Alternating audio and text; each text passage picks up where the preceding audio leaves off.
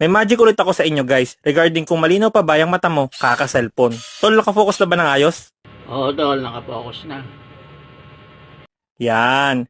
Kung nakikita nyo, meron ako ditong magic bell at isang kulay green na object sa may ulo ko. Wait, asa na yon? Wow, magic! Ngayon, kapag pinindot ko ito at nagbago ang kulay niya, ibig sabihin malinaw pa yung mata mo. At kung hindi naman nabago ang kulay, ay ibig sabihin ay bawasan mo na yung kaka-cellphone mo.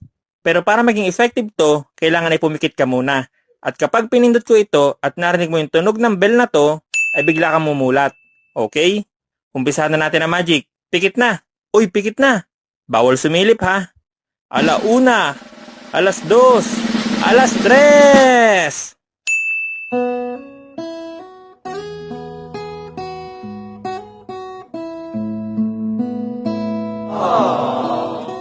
Ang totoo, hindi talaga lumalabo yung mga mata mo.